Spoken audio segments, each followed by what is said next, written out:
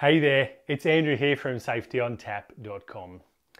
I finished 2017 with nothing left in the tank. At least that's how I felt. My 2017 word of the year was unleash, and I felt unleashed out.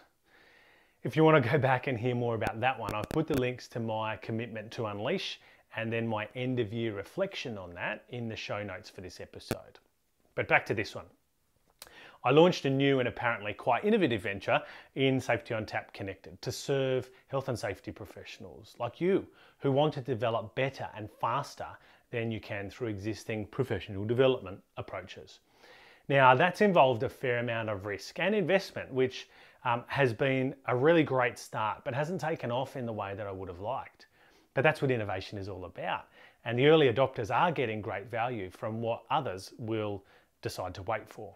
So often I think we keep going even when we feel like there's nothing left. The science will tell you that there are many things that are practically finite: our attention, our energy, our self-control, and yet there are examples of abundance everywhere that seem to challenge that. Ideas, passion, love, these things all seem to defy limits, and we see them and we can experience them in abundance.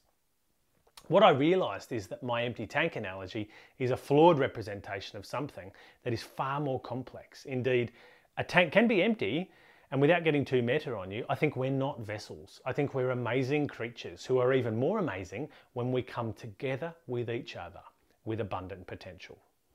The Safety on Tap podcast is going from strength to strength. I have the opportunity to help the development and growth of thousands of people like you from all over the globe in the work that I do. And I give this away for free. I learn in the process, you learn in the process, you get to know me, and when you reach out, I have the pleasure of getting to know you. And if you love what we do and we are a good fit, then you might become a customer, like a member of Safety on Tap Connected, who I can serve with dedication and generosity. There's just so much abundance.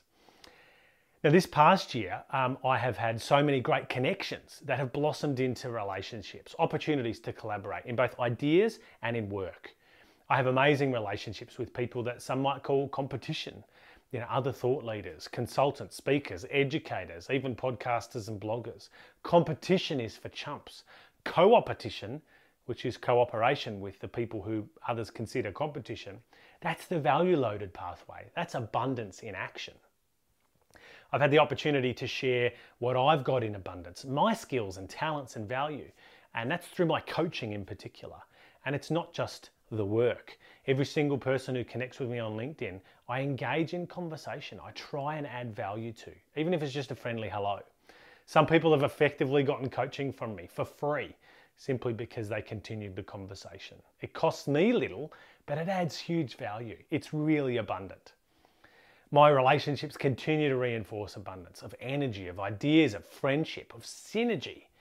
And like the fast-talking American self-help gurus will say, your network is your net worth, which is probably true, but I prefer a more human metaphor for the abundance of the relationships that I have.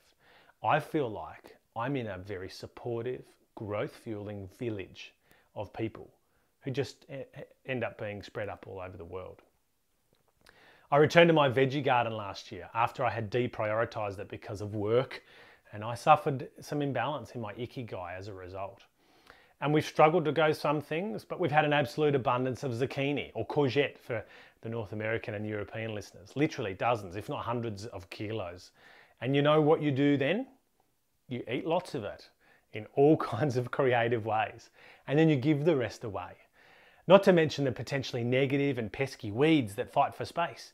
Abundance delivered for me when I worked out that not only are these great chicken feed, they're perfectly edible and delicious for humans too.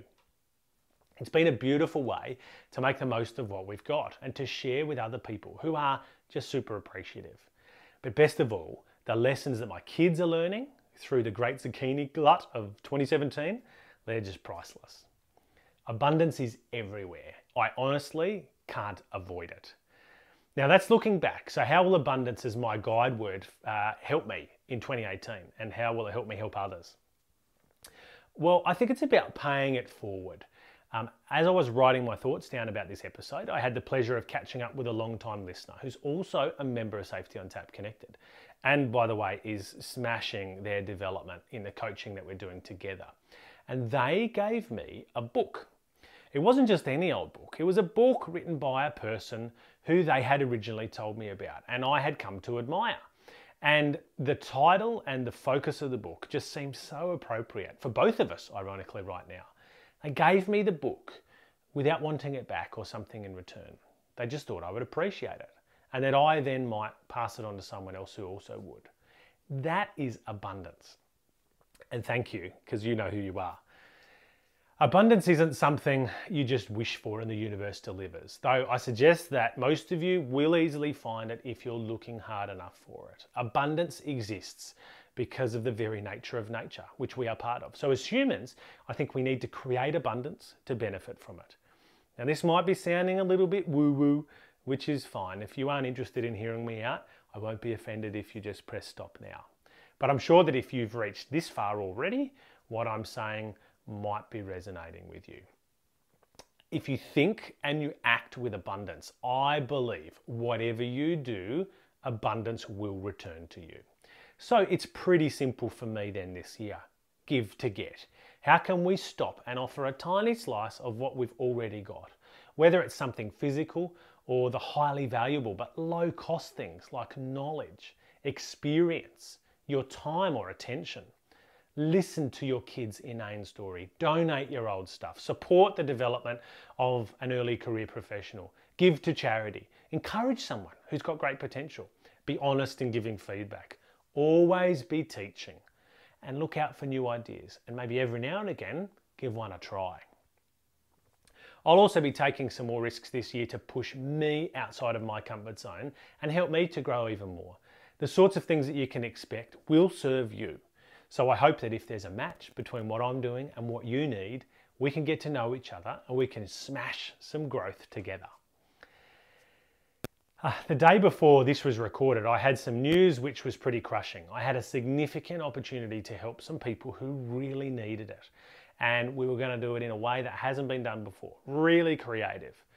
It was also risky though, but the reward was great. And it fell flat. It's not going to happen. Now that's a major blow for me, for my mindset and my business. But abundance tells me there's plenty more out there. It's just a matter of looking and giving to get. So today is a better day. Abundance is my word for 2018. What's yours?